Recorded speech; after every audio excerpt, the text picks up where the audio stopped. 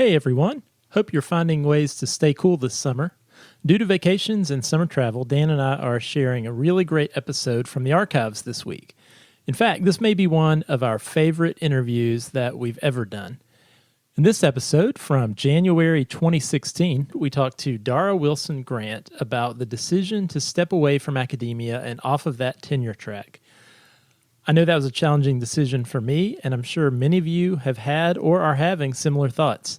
We talk about why that decision can be so hard, even if you know it's the right one for you, and how you can move forward to a rewarding career. I hope you enjoyed this interview as much as we do. Also, I want to take a moment to thank our friends at Promega. Being a scientist is more than just running experiments and analyzing data. Whether you're giving a presentation at a conference or writing an article on your recent results, Promega can help.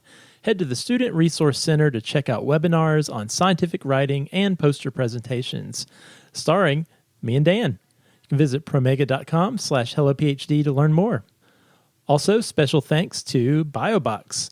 Research can move slowly, but you don't have to. Accelerate your research with BioBox Analytics. Analyze and explore your genomic data on demand with no coding skills required. You can sign up for free at biobox.io. And now, on with the show. It's that postdoc who's like, if I just get this Nature paper, everything will be okay. And either it's not going to happen, or even if you get that, everything is not going to be okay. Welcome to Hello PhD, a podcast for scientists and the people who love them. Today on the show, we talk with a career counselor about supporting postdocs who want to step off the tenure track. Stay with us.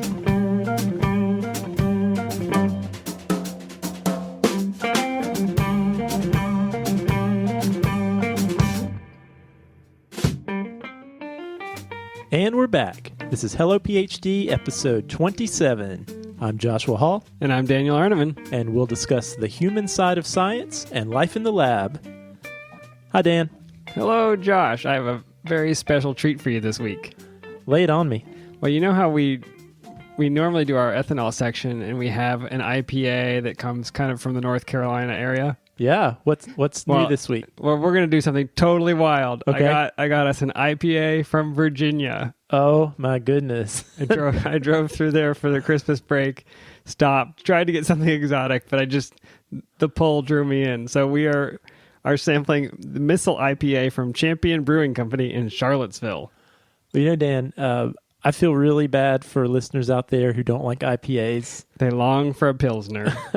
I'll pick up something different next week. We'll just drink a glass of water next week, and we'll tell you it was like a Bud Light or something. Well, this is my home state of Virginia.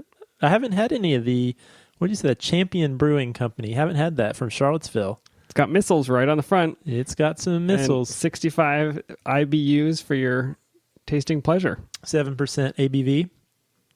What do you think? Good. It's good. I like this. So this has some Cascade, of course, but some Simcoe and Summit and more. And it does not have the piney flavor, the elusive piney flavor I am searching for. I want to know the name of that hop. It is not in this one, but this is not bad. I'm so glad that I have achieved the level of not bad in your taste test. I will give it the Virginia bump. How about that? Fair enough. Dan, I am so excited about our topic and our content for this week. I'm always excited, but we're going to talk to Dara Wilson Grant this week. That name sounds vaguely familiar to me. Yeah, I believe you have met Dara. So, little full disclosure background. When I was a suffering graduate student and I said to myself, I don't know what I want to do, but it's not this. I went to University Career Services, waltzed through the door, and I don't think that I think they were accustomed to dealing with a lot of undergrads from different departments. I don't think they had seen a lot of graduate students from the biomedical sciences. And so in that office, I met Dara Wilson Grant. She was telling me about meeting you, and the first thing she said was, when Dan walked in, I did not know what to do with Dan. Yeah, Well, my response was, I don't know what to do with Dan either. Every week, and you have to deal with it every week. The system was not set up for graduate students to come in there and get help. They had the Myers-Briggs test I could take and the strong interest inventory, but there was nobody really thinking or talking about what do you do with a with scientific training outside of the lab. And so, over the last 10 years, we've sort of figured it out. But at the time, it was just really hard. And I know Dara went on to actually work with scientists after that. She does. And so Dara is now a licensed professional counselor, and she's associate director of the Office of Postdoctoral Affairs at UNC and a career counselor primarily for postdocs. Dan, one of the things that I found interesting was Dara actually switched careers herself. I know it was inspiring to me at the time. She came from a background in finance and accounting, I believe. I think she worked on Wall Street. Yeah, she worked on Wall Street for a number of years, had a great job as an accountant, but realized that wasn't a good fit for who she was and wasn't fulfilling. And so she made the decision to step off of that track and become a counselor, take a cut in pay, and has no regrets. Yeah, so she walked the walk. And I think that was what was so helpful just in meeting her and talking with her when I was at that part of my career, was to talk to somebody who had been through it and survived it. She had made whatever sacrifices to change careers, and it let me know that it was possible and that you can find something that you would love to do. Yep. And that is our topic for this week, Dan. That probably fairly common phenomenon that a lot of postdocs go through, a lot of graduate students go through who are in the PhD training path. When you decide, you know what, the tenure track, the academic tenure track is just not what I want to do, that can be a tough decision to come to. Curse you for deciding that. No, but Dara wrote an article that we saw on LinkedIn. It got a lot of feedback, and the title was "Standing at the Crossroads: When PhDs Abandon the Tenure Track Career Path." It's a bit provocative of a title, but you sat down with her to ask her about how she decided to write this article and some of her thoughts on PhDs that, went for the air quotes alternative careers. Yeah, this is Dara's day-to-day life is talking to postdocs who have had this very struggle, and I was happy to sit down and talk to her a little bit about this article, Dan. I think all the listeners out there are really going to enjoy this and really get a lot out of this. I know that I did. My name is Dara Wilson Grant, and I am the Associate Director here at UNC's Office of Postdoctoral Affairs. I am also a licensed professional counselor, and I also have a consulting business called Careers in Bloom. So one of the things that I really wanted to talk to you about was you wrote an article that was up on LinkedIn, and it was called "Standing at the Crossroads: When PhDs Abandon the Tenure Track Career Path." What made you write this article? That's a good question. So one of the reasons why I wrote the article is because, as we were talking before, when I started working with postdocs like 9 years ago, there were very few resources that even talked about career development in general, resources. But now I'm really excited because more and more people are talking about it. People are interested in where do graduate students and postdocs go. People are talking about, exposing graduate students and postdocs to a much wider variety of career options.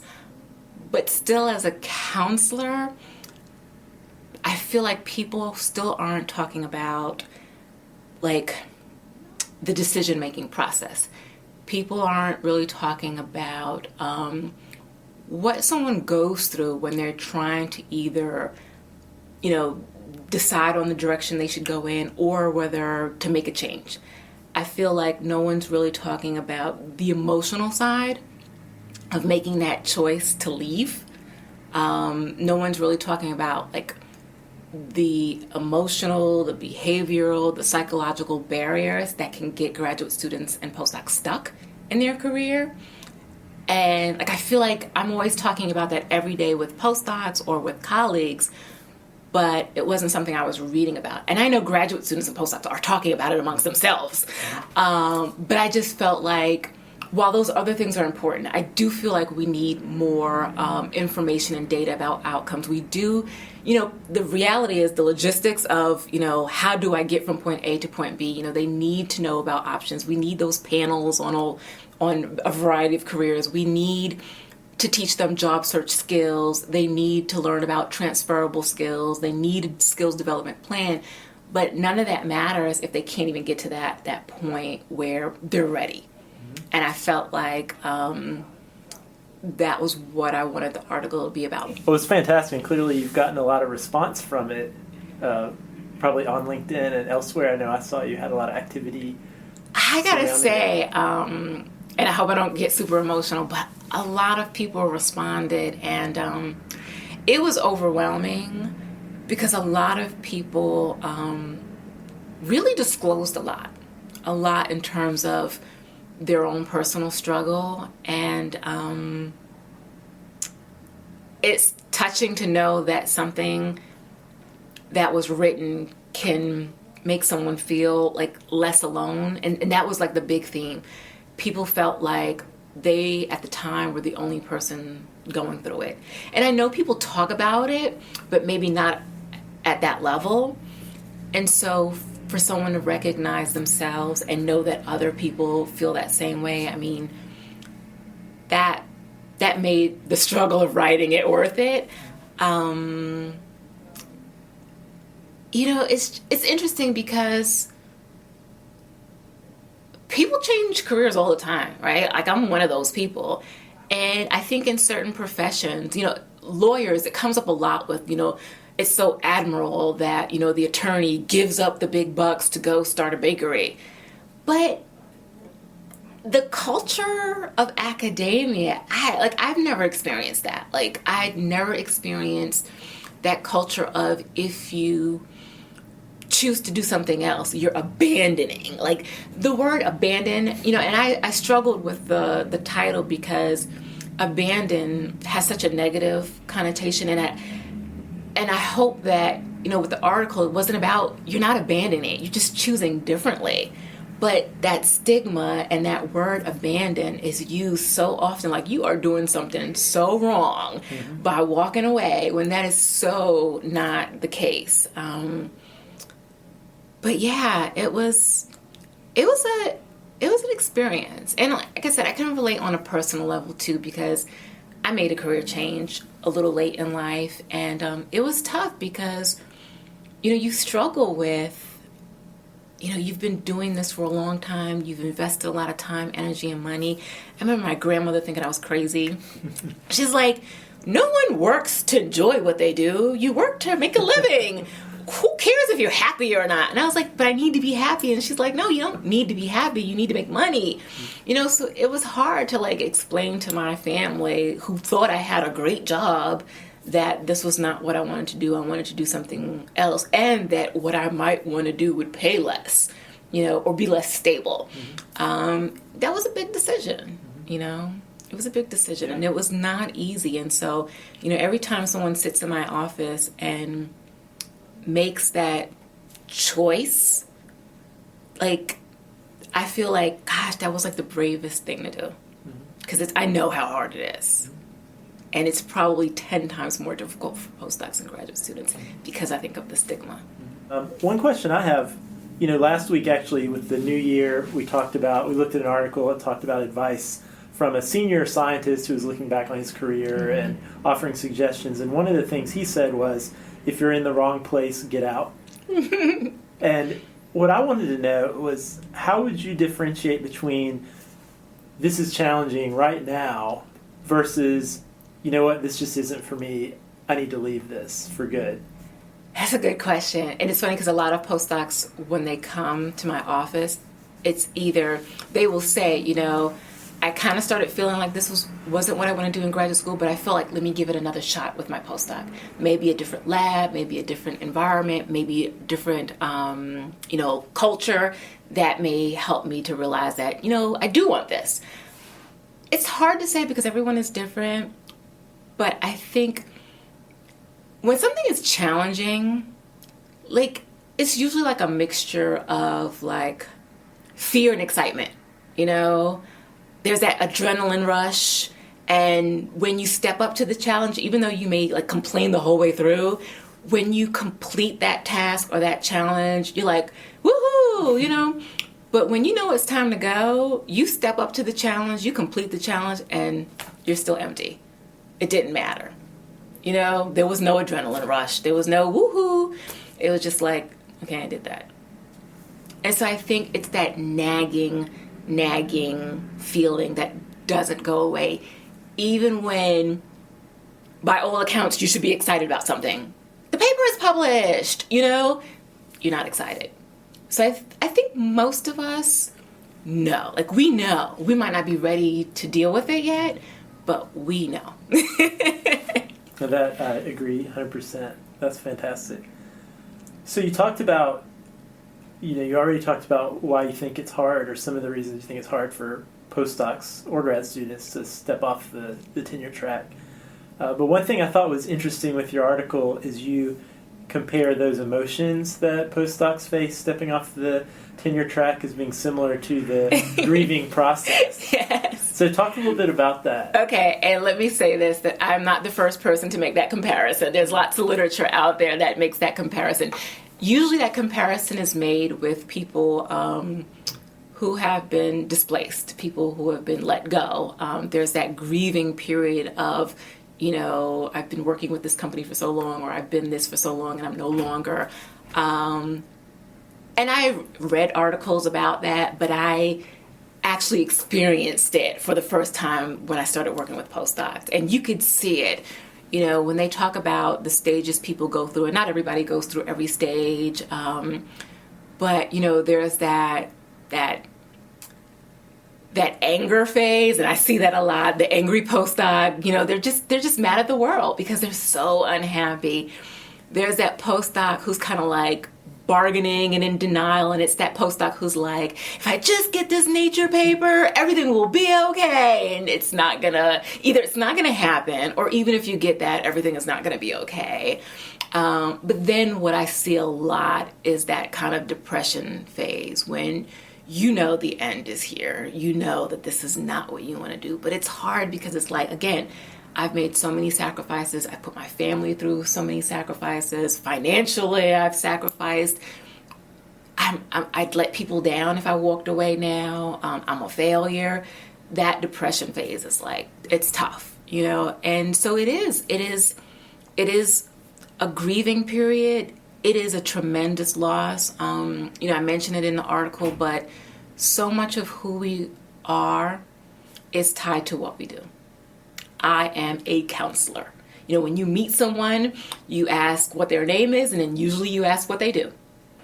And so when you've been something for so long, and for postdocs, you've been in this environment now for like 10 years, 12 years. So you've been this for so long. Who am I without it? Like, who am I? I have no idea. And I think that's what people grieve. Like, even when you're happy in the end, it's still a loss, And you could be moving on to something better, something that's more fulfilling, but nonetheless, a lot has gone into this, and you're having to say goodbye. And I think that's difficult for anyone.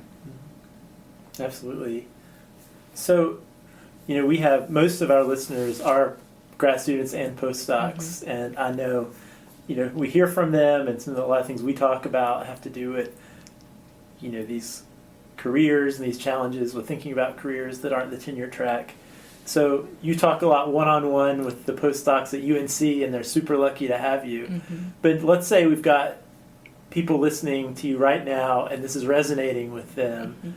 What advice would you give to a postdoc who's struggling with whether or not to stick on this academic track or pursue something else? That is a good question. My advice, I think deep down you know whether or not you want to stay or go, right? The difficult thing is, if I choose to move on, how do I do that? How do I do that? And my advice would be, you don't have to do anything immediately. You know what I mean? Take your time, work on your exit plan. If you're a graduate student and you're going to finish this up, and again, it's case by case. There may be some situations where it may not be the best thing to finish it up. In other situations, it may be the best thing to finish it up. But let's just say you decide, I'm going to wrap this up, get this dissertation out. But in the meantime, this is where it's important. While you're doing that, you've got to do other things. The postdocs who I feel like have been really successful in making that transition had a long transition period. So they may come in one day and say, I don't want to do this, but typically it's like a year and a half before they actually move on. And in that time, they're holding up their obligations in the lab or wherever they're doing their research. They're doing what they need to do, but they're also out there exploring other interests, joining clubs or professional associations. They're talking to people in fields that they think might be interesting.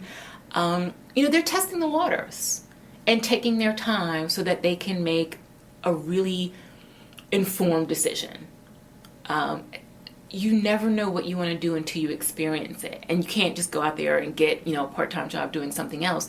But you can certainly take steps to expose yourself to all the different things and then kind of figure out what seems like it might be a better fit. And I can give you like a concrete example of, a postdoc that I worked with not so long ago, and she gave me her permission to use her story. But she decided she didn't want to stay in academia anymore.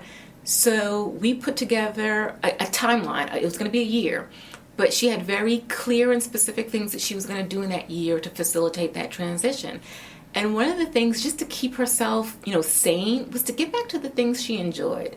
So she's a vegetarian. She started a vegan blog, and she loved it. And it actually took off and won awards. And she actually now has a cookbook out. But then she got involved in like Durham Seeds and some other programs, just to kind of have that balance between, the grind and just that mental health and just doing some things I just enjoy. Funny enough, the things that she just did for enjoyment actually led to her next position. Once you kind of step up to the challenge, the universe rewards you. That's what I believe. Like once you make that decision that I'm going to free myself of all of this and I'm going to put my energy into, finding a path that makes me happy, you get out of the lab, you start doing things, you meet people, you talk to people, things will happen. But you have to take action. So my advice would be have an exit strategy. Put a plan in place. Give yourself a reasonable amount of time, but do some things. Talk to people. You'll find that you'll talk to someone and realize, nope, that's not interesting at all. I thought it was interesting, but no, it's not. You move on to something else. No, that's fantastic advice. You talked a little bit about all of the response you got from people who the article resonated with. Did you get any negative feedback or critical feedback from people within academia? I got one negative I got one negative one that I'm aware of. There may be other negative, because what happened was people started forwarding it to other groups and things like that. So this was actually a response, a comment that was put forth to a group that the article was forwarded to. And this person, whose name I will not reveal, but I don't think she read the article. I think she read the title. And she was just like, I'm so tired of people and their negative whining, was what she said. And I'm not going to lie, I cried.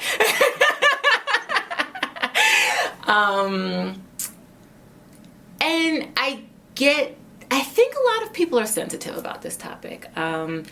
She felt like it was bashing academia, and that was absolutely not my intention, to bash academia. What my intention was to, let people know that they're not alone, but also shed a little bit of light on, some of the external reasons why it's so difficult for people to make that shift. It's hard when you have, colleagues or PIs, saying, oh, you can't cut it, or, oh, just negative things because you want to do something different. And so, it hurt my feelings. But that was the only thing that I read. Like I said, there could be other things out there I don't know, and I don't want to know at this point. But for the most part, people were really thankful and appreciative. And those were graduate students and postdocs. This particular person was a faculty person. So I I get the defensiveness, I think, because sometimes it's hard not to take it personal, I think, for faculty. You know, I am making you in my image and you are rejecting that. Yeah, definitely. So any last things you want to say? You know, I just want to say, you know, to the graduate students and postdocs who, you know, are just out there struggling, yeah, I know it's hard. I know it's hard. I know it's hard because as a counselor, every day I sit and I talk to people about this, and I see the struggle on their face. You know, as a career changer, I've experienced it on a personal level of how difficult it can be to, you know, just make a huge shift, and feel like you're starting over. But I have to say, you know, when I look back, I have no regrets. I think that, you know, my life as an accountant actually helped to prepare me for my life as a counselor. I feel like there are skills that I have as a counselor that other counselors don't have because of my accounting background, and I have learned to use that to my advantage. I think I couldn't have gotten to where I am right now had I not gone through this, you know, period. I mean, you just don't know what you don't know, right? So I would say you have so much more to gain by taking that step. I am so much happier now. I am so much clearer about what I want. Making this type of change has made it really easy for me in my career to know what I want and what I don't want, what I say yes to, what I say no to. And I just can't imagine, like, looking back, being a miserable accountant, like still being a miserable accountant who just, you know those people who you look at them and you say it's time for them to go. Like, you don't want to be that person. So, you know what? Give yourself a chance at finding something that's going to make you happy. I mean, it clearly cannot be worse, right? If you're unhappy. And the other thing is, if you start doing something new and you don't like it, guess what? You switch gears and you change. I mean, the statistics say, and it depends on where you read the statistics, but most people, by the time they retire, will have changed careers between 3 and 5 times. Like, not jobs, but careers between 3 and 5 times. So, you know, this is just evolution, right? Well, we are obviously big fans of Dara and her work.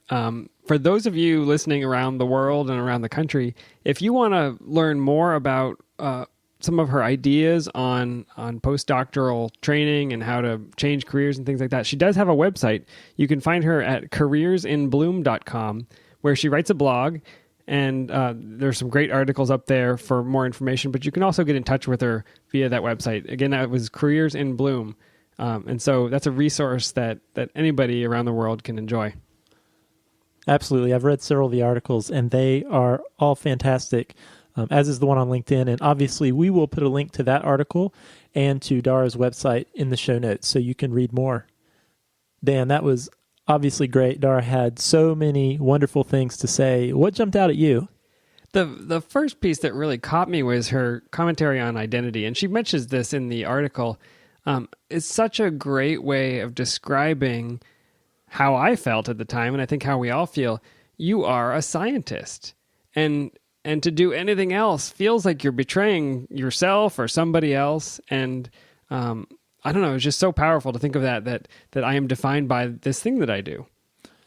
Yeah, and you know, one thing we talked a little bit about that's in Dara's article, and she talked a little bit about it on the interview, was academia specifically has a very pronounced culture of having that identity. There's an emotional connection to that identity to the point that it becomes hard to leave behind that specific career. But I found it interesting that one thing Dara and I spoke about before we began the interview was her own career path and transitioning out of an accounting career on Wall Street into the counseling world, and how there was a period of time where she looked like and felt like an accountant because she was doing accounting things, and her resume screamed accountant. Absolutely. And it wasn't as easy as just, I want to be a counselor now. Okay, go be a counselor. But there actually was a year and a half of a transition time where she had to learn about being a counselor, train, take some classes, get some experience doing that not just to get the experience to be competitive for those jobs, but just for her own self-identity to begin feeling like and identifying as a counselor. Yeah, but then she never left behind the pieces of her identity that she wanted to keep from the accounting. I mean, she mentions, this helped me to deal with MBAs, and it helped me to deal with certain types of students. So again, and I feel the exact same way. The scientific training I have, I use that every day. I'm not pipetting, but I am thinking scientifically, and I am planning experiments. And that's something that you don't just fall into, in the business world. So it is really valuable, and it really makes us nuanced and faceted. Absolutely, Dan. And I feel exactly the same way as you. And I think that's important for postdocs and graduate students who maybe are struggling with the idea of wasted time, that I've devoted all this time to my training, all of that's for waste if I go do something else. And that's just simply not true at all. We need to really realize what our transferable skills, all of these really useful things that we've learned in the lab that can be applied in lots of different arenas. Yeah, you may not do a qPCR again, but you will do scientific thinking again. Absolutely. The other thing, Dan, I thought was really, really interesting, and this did overlap with something we talked about last week, and that is knowing when it's time to go.